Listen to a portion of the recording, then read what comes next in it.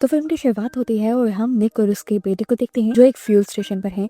निक जिस time fuel डलवा रहा था उसका बेटा अंदर कॉफी लेने के लिए गया हुआ था। अचानक ही यहाँ पर कुछ गैंगस्टर्स आ जाते हैं जो स्टोर के अंदर जाकर शूटिंग करना शुरू कर देते हैं। इन्हीं गैंगस्टर्स में एक लड़का काफी घबराया हुआ महसूस होता है। पता चलता है कि वो पहली मर्तबा इन लोगों के साथ किसी को मारने के लिए आया हुआ था। उसका साथी उसे कहता है क्या सोच रहे हो, मार दो उसे। निक का बेटा कहता है नहीं प्लीज मुझे मत मारो, लेकिन उस लड़के के साथ वाले साथी उस लड़के को इतना प्रेशराइज करते हैं कि वो निक के बेटे को शूट कर देता है और उसकी वहीं पर मौत हो जाती है। निक ने अपने बेटे के कातिल को पकड़ना चाहा और उसे पकड़ भी लिया। वो उसे अरेस्ट करवाना चाहता था लेकिन वो आदमी उसके हाथ से निकलता ही जा रहा था। निक उसके मुंह से मास्क उतारने में फिर भी कामयाब हो जाता है और उसका चेहरा देख लेता है। इससे पहले कि निक कुछ करता वो लड़का अपने आप को छुड़वा कर यहाँ से भागने की कोशिश करता है, लेकिन इतने में उसके साथ ही उसे वहीं छोड़कर जा चुके थे। निक के पास अब इतना टाइम नहीं था कि वो इस लड़के के पीछे भागे। वो अपने बेटे को एक मर्तबा हॉस्पिटल लेकर जाना चाहता था, लेकिन हॉस्पिटल जाकर भी कुछ नहीं हुआ। उसका बेटा मर चुका था। उसके बेटे की मौत ने अब उसे पूरी तरह तोड़ दिया था। यहाँ पता चलता है कि अब पुलिस भी उस किलर को पकड़ चुकी थी और उन्होंने उस किलर की वेरिफिकेशन के लिए निक को अब पुलिस स्टेशन बुलाया था। निक पहली बार में ही उस किलर को पहचान लेता है जिसने उसके बेटे को मारा था। अब कुछ ही दिन में उसका ट्रायल शुरू हो जाता। निक को उम्मीद थी कि उसके बेटे को मारने वाले इंसान को बड़ी से बड़ी सजा मिलेगी, लेकिन यहाँ लॉयर के पास आकर उसे पता चलता है कि उसको 3 साल से ज्यादा की सजा नहीं मिलने वाली, क्योंकि उसने निक के बेटे को इरादा करके नहीं मारा, लोगों के प्रेशर में आकर मारा था।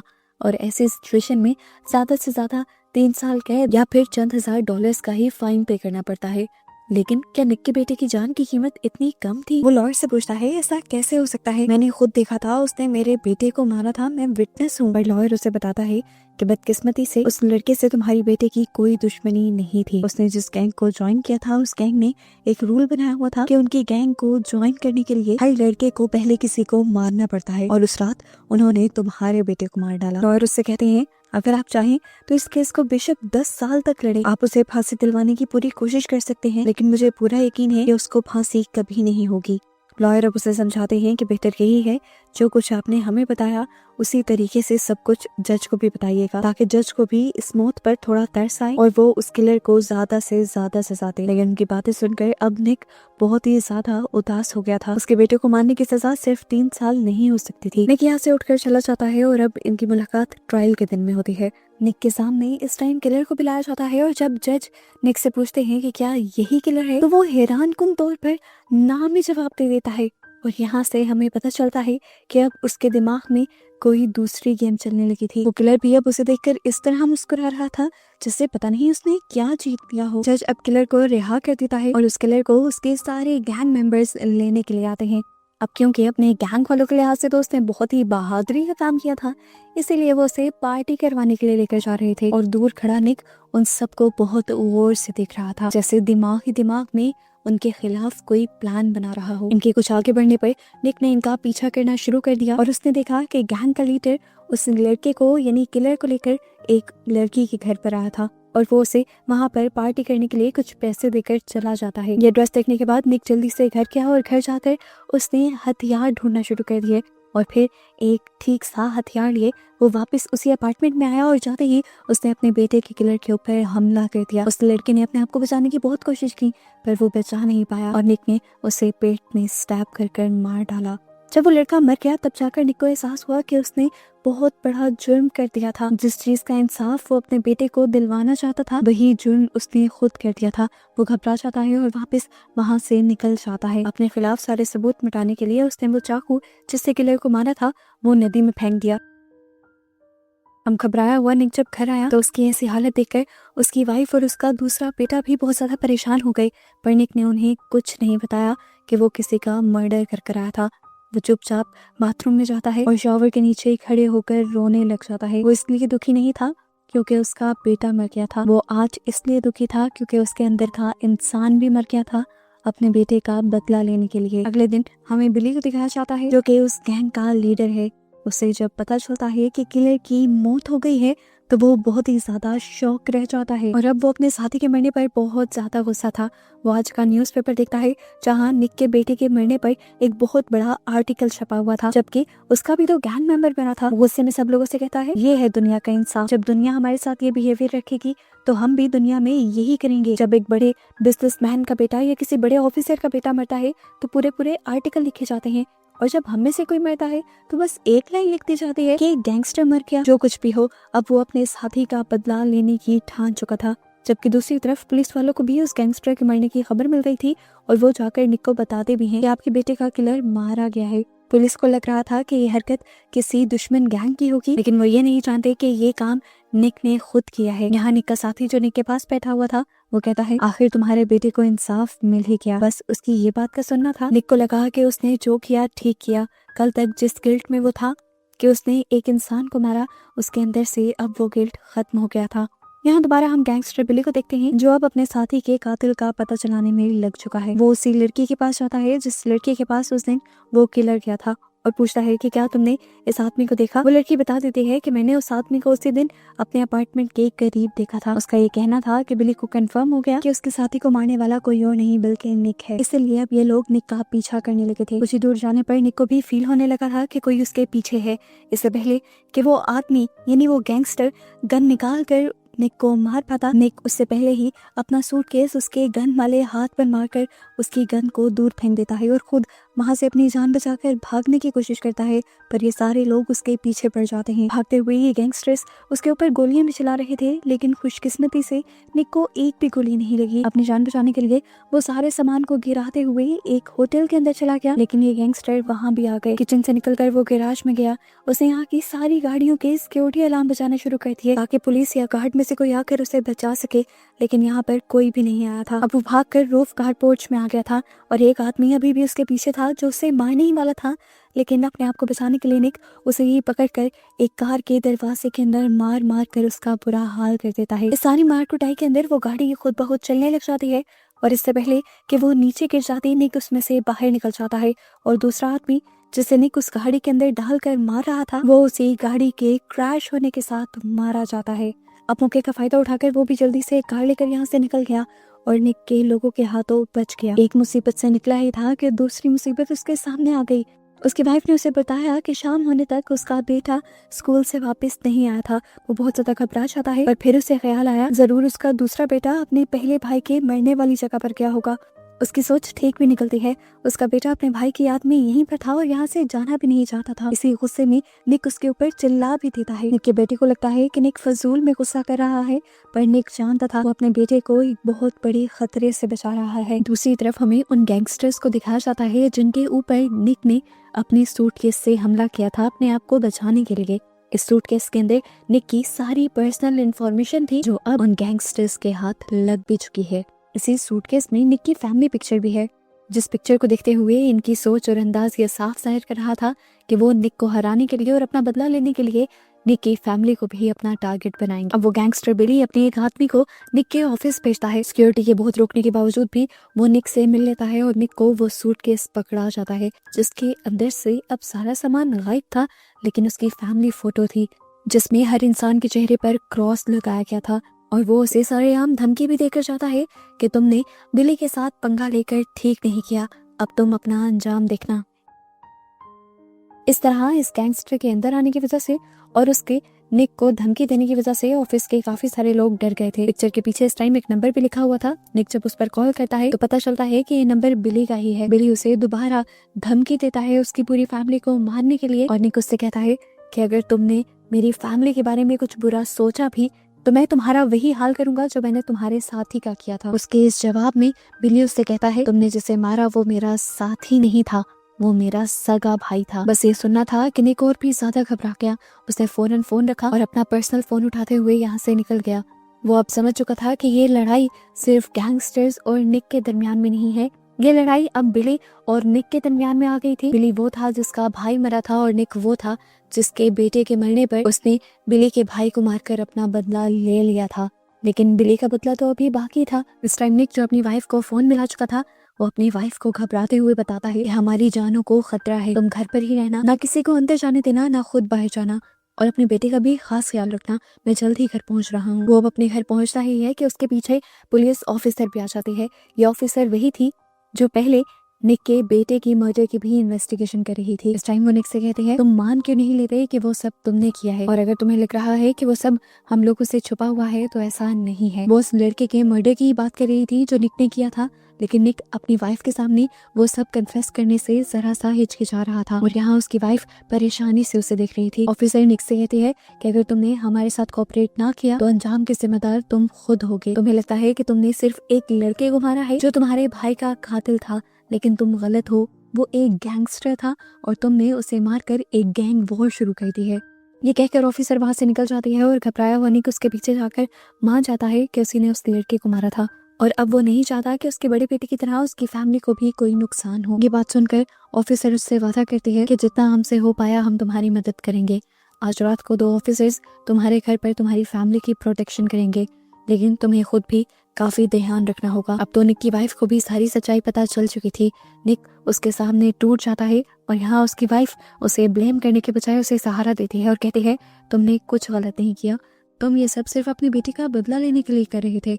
उसकी वाइफ अब उसे मुश्किल से ही सही लेकिन सुला देती है और आधी रात को इनकी आवाज पुलिस की गाड़ी के हॉर्न से खुलती है। निक घबरा कर उठ जाता है। उसे लगा कि अगर पुलिस वाले अपनी गाड़ी का हॉर्न बजा रहे हैं तो जरूर कुछ खतरा है। उसने जब खिड़की से बाहर देखा तो पता चला कि हॉर्न बजाने वाले पुलिस वाले नहीं थे, बल्कि वो गैंगस्टर्स ही थे। और यहाँ खतरा छोड़ो, पूरी कयामत आ गई थी। उन पुलिस ऑफिसर्स को तो उन गैंगस्टर्स ने मार दिया था और अब इन्हें मारने के लिए वो इनके घर के अंदर भी घुस जाते हैं। एक आदमी आते ही निक के ऊपर अपनी शॉटगन से हमला करने की कोशिश करता है, पर निक उसकी गोलियों से बच जाता है और बड़े ही ध्यान से फिर पीछे से उसके ऊपर हमला करते हुए उसकी गन छीन लेता है।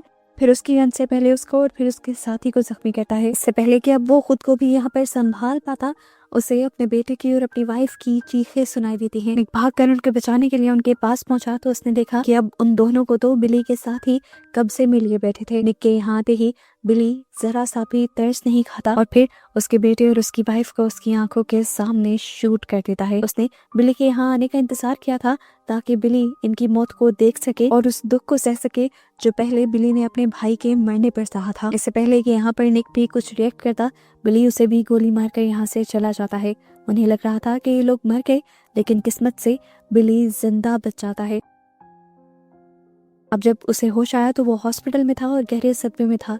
उसे लग रहा था कि उसकी पूरी फैमिली उसके हाथ से चली गई, लेकिन तभी उसे बताया जाता है कि उसका बेटा अभी भी जिंदा है लेकिन कोमा में है। उसकी ऐसी हालत देखकर निक और भी ज्यादा टूट जाता है और उसकी इस हालत का जिम्मेदार भी अपने आप को मानता है। वो अपने बेटे से कहता है कि मुझे माफ कर दो, अगर मैंने उस दिन लॉयर की बात मान ली होती तो कम से कम मेरे बेटे का कातिल जेल में होता और मेरा दूसरा बेटा मेरे पास होता। अब वो यहाँ से वापस अपने रूम में आ जाता है और ये फैसला करता है कि वो हर हाल में बिली को मार डालेगा, क्योंकि अगर उसने बिली को ना मारा तो बिली अपना बदला लेने के लिए चैन से तो नहीं बैठने वाला। वो जरूर निक के और निक के बेटे के पीछे आएगा। अभी वो ये सब सोच ही रहा था कि यहाँ पर वही ऑफिसर आ जाती है जो उसे जिंदा देखकर हैरान थी। वो उससे कहती है, गॉड ने तुम्हारी लाइफ बचाई है, तुम शुक्र करो, और ये जो जंग तुमने शुरू की हुई है इसे प्लीज बंद कर दो, क्योंकि जंग में हर बार हर किसी का जिंदा रहना जरूरी नहीं। मैं जानती हूँ कि तुम ठीक हो, लेकिन इस जंग को कंटिन्यू रखकर तुम्हारा कुछ भी नहीं बचेगा। निक उसकी बातों पर अब कुछ भी ध्यान नहीं देता और यहाँ से बिना डिस्चार्ज फॉर्म लिए निकल जाता है। उसकी हालत अभी भी बहुत ज्यादा खराब थी। उसने देखा कि उसके सर पर भी काफी ज्यादा चोट आई हुई थी, लेकिन उसे अपनी किसी तकलीफ का ख्याल नहीं था। उसे अब ख्याल था तो अपने बदले का और अपने बेटे को बचाने का। घर आकर सबसे पहले उसने अपना हुलिया बदला। वो अपने आप को अब एक बड़ी लड़ाई के लिए ट्रेन करने लगा था। दर्द के बावजूद वो अपनी ट्रेनिंग पर बहुत ज्यादा मेहनत कर रहा था और साथ ही साथ बिली को मारने का एक प्लान भी बना रहा था और इस प्लान को पूरा करने की तैयारी भी कर रहा था। अब उसके पास जितने भी पैसे थे बैंक में, उसने वो सारे पैसे निकलवा लिए। अपने दोस्त के जरिए उसने बिली की इन्फॉर्मेशन निकाली कि वो कहाँ कहाँ ज्यादा आता जाता है। उसे एक बार के बारे में पता चला और अब वो उस बार में इन्वेस्टिगेशन करने के लिए गया। उसने बाहर पे खड़े हुए आदमी से जब बिली और उसकी गैंग के बारे में पूछा तो ये लोग निक का ही मजाक बनाने लगे। अपने ऊपर बनते हुए मजाक से उसे भी गुस्सा आया और उसने सिर्फ मुंह से जवाब देने के बजाय यहाँ पर एक लड़ाई शुरू कर ली, जिसकी वजह से सब डर भी गए। निक के फाइटिंग स्किल्स अब इतनी अच्छी हो चुकी थी कि कोई भी बंदा अब उसके आगे टिक नहीं पा रहा था। अब वो एक इलीगल वेपन की शॉप पर जाता है वहाँ से कुछ बेहतरीन वेपन्स लेता है और उस वेपन्स के बदले वो उस आदमी को ज्यादा पैसे भी देकर जाता है। बातों ही बातों में वो आदमी पूछ लेता है कि तुम आखिर इन वेपन से करना क्या चाहते हो। निक भी अपनी लड़ाई सारी बता देता है और जैसे ही गन्स लेकर पीछे मुड़ता है तो उसे उस आदमी के गन लोड करने की आवाज आती है। निक इस टाइम कंफ्यूज हो चुका था। वो पीछे मुड़ा और उसने उस डीलर को देखा। डीलर इस टाइम हंस रहा था। उसने बताया कि तुम जिसे ढूंढ रहे हो बिली, वो मेरा ही बेटा है और तुमने जिसे मारा था वो भी मेरा ही बेटा था। ये सुनकर 1 मिनट के लिए निक भी घबरा गया। उसे लगा कि अब ये आदमी ही उससे अपना बदला ले लेगा, लेकिन इस आदमी ने कहा जो हुआ सो हो गया। मैं तुम्हें इस टाइम कुछ नहीं करूंगा और ना ही मैं तुम्हें ये कहूंगा कि तुम बिली को ना मारो, क्योंकि बिली मेरा सगा बेटा है ही नहीं। लेकिन हाँ, अगर तुमने ये गलती की कि तुमने मुझसे उसका पता पूछा तो फिर मैं तुम्हें मार डालूंगा। अपने यहाँ से सारे वेपन्स लेकर निकल चुका था। कई दिन उसने इन वेपन्स को चलाने की प्रैक्टिस की। वो एक गैंग वॉर के अंदर जा रहा था। थोड़ी सी भी गलती वो बर्दाश्त नहीं कर सकता था। जब उसे लगा कि उसकी ट्रेनिंग पूरी हो गई है तब वो बिली के दोस्त का पता चलाते हुए उसके अपार्टमेंट में पहुंच जाता है। बिली का दोस्त जैसे ही निक को जिंदा देखता है तो वो कंफ्यूज हो जाता है, क्योंकि निक के ऊपर गोली इसलिए नहीं चलाई थी। उसने उसे पूछा तुम जिंदा कैसे बच गए। निक कहता है सवाल ये नहीं है, सवाल ये है कि इस टाइम बिली कहाँ है। वो आदमी घबराया हुआ था अपने सामने बंदूक लिए निक को देखकर, इसीलिए उसने जल्दी से बिली का बता भी दिया कि वो एक पुराने मेंटल हॉस्पिटल के अंदर रहता है। निक उसकी बात सुनकर अब उसे कहता है अपने दोस्त को कॉल मिलाओ और उसे बताओ कि मैं जिंदा हूँ और उसे मारने आ रहा हूँ। घबराया हुआ वो आदमी जल्दी से फोन मिलाता है और बिली को निक के बारे में बताने लगता है, लेकिन बिली बिल्कुल भी डरा हुआ नहीं था। वो कहता है आने दो, मैं भी देख लूंगा उसे। वो इस टाइम गलत सोच रहा था कि निक एक पहले वाला शरीफ बिजनेसमैन है। वो नहीं जानता था कि एक हादसे ने निक को इतना बदल दिया होगा कि वो भी उन्हीं की तरह एक जालिम इंसान बन गया होगा। अब उसकी इस सोच को निक खत्म करने के लिए बिली के दोस्त को यहाँ पर शूट कर देता है, जिसकी आवाज फोन पर दूसरी तरफ बिली भी सुन पाता है। निक के इस हौसले को देखकर वो समझ गया कि अब उसको भी खतरा है, इसलिए वो फौरन यहाँ से जाने का प्लान करता है और अपना सामान समेटने लग जाता है।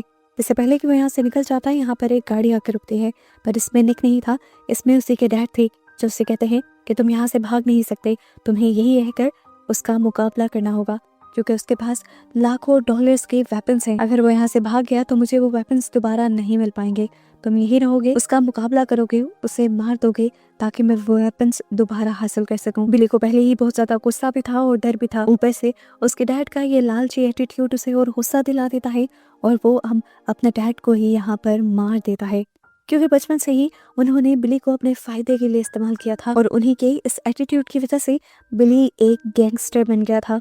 खैर अभी वो ये सब सोच ही रहा था कि उसे बाहर एक बुरे एक्सीडेंट की आवाज आती है। पता चलता है कि ये निक ने एंट्री की थी। उसने अपनी कार को यहाँ पर बिली के साथियों के ट्रक के साथ क्रैश कर दिया था, जिसकी वजह से बिली का एक मेंबर यहीं पर मारा गया। उसके बाद उसने अपने वेपन्स उठाए और इस मेंटल हॉस्पिटल के अंदर चला गया। जहाँ जहाँ उसे अब बिली के आदमी नजर आ रहे थे वो बिना सोचे समझे उनको शूट करता जा रहा था। इन वेपन्स ने उसकी लड़ाई को बहुत ज्यादा आसान कर दिया था। उसे तो ये भी याद नहीं रहा था कि उसने कितने आदमियों को मारा। ऐसा नहीं था कि बिली के लोग उसके साथ लड़ नहीं रहे थे, वो उस पर गोलियां चला रहे थे और निक उनसे बचने के लिए कवर भी ले रहा था। यहाँ तक कि अपने ऊपर पीछे से हमला करने वाले 1-2 गैंगस्टर को वो लड़कर मारता भी है, क्योंकि आज उसकी किस्मत उसका साथ दे रही थी। फाइनली अब वो बिली के सामने आ चुका था। बिली को देखते ही वो बिली के ऊपर गोली चलाता है और बिली उसके ऊपर, पर बिली के काफी सारे निशाने चूक जाते हैं। इस टाइम पर लगता तो है कि लड़ाई खत्म हो गई और निक ने बिली को मार दिया, लेकिन तभी पीछे से बिली का एक दूसरा साथी निक के ऊपर गोली चलाता है, जो निक को गर्दन पर लग जाते हैं। निक दर्द से तड़प जाता है और यहाँ जाकर एक बेंच पर बैठ जाता है। उसे मारने के लिए बिली दूर से कई मर्तबा गोली चलाता है, पर एक भी गोली निशाने पर नहीं लगती और अब वो अपने आप को घसीटते हुए यही निक के पास आकर बैठ जाता है और उससे कहता है देखो मैंने तुम्हें क्या बना दिया। पता है एक इंसान से गैंगस्टर बनने के लिए सिर्फ एक दूसरे इंसान को मारना पड़ता है। जिस तरह मेरे भाई ने तुम्हारे बेटे को मारा था और फिर तुमने मेरे भाई को मार दिया और आज पता नहीं कितने लोगों को मार दिया। उसकी इस बात से निक को बहुत ज्यादा गुस्सा आता है और निक अपने पास छुपाई हुई एक दूसरी गन निकाल लेता है और बिली से पूछता है क्या मरने के लिए तैयार हो। इस गन को देखकर इस टाइम पर बिली की आंखों से आंसू आ जाते हैं, लेकिन वो कुछ नहीं बोलता और निक फाइनली बिली को मार देता है और फिर उसी की गाड़ी लिए यहाँ से निकलकर अपने घर आ जाता है। वो बहुत ज्यादा दर्द में था, उसका खून बहुत ज्यादा बह चुका था, बिल्कुल नहीं लग रहा था कि वो बचेगा। वो जाकर सोफे पर बैठ गया और सामने अपनी फैमिली की पिक्चर्स देखने लगा। उसे वो सारे पल याद आने लगे जो पल उसने अपनी फैमिली के साथ अच्छे गुजारे थे। अपना बदला लेने के चक्कर में उसने अपनी पूरी फैमिली गंवा दी थी। इसीलिए आज वो जीत कर भी खुश नहीं था। उसकी आंखें अब आहिस्ता आहिस्ता बंद भी होने लगी थी। इससे पहले कि वो पूरी तरह मर जाता, यहाँ पर अब वही ऑफिसर आ जाती हैं जो इस सारे केस को हैंडल कर रही थी। वो निक को बताती हैं कि तुम्हारा बेटा होश में आ गया है। ये सुनते ही निक के चेहरे पर एक मुस्कान आ जाती है, क्योंकि आज जो कुछ उसने किया था वो अपने बेटे के लिए ही किया था। उसे पता था कि अगर उसका बेटा जिंदा बच गया और उसने बिली को ना मारा तो बिली उसके बेटे को मार देगा।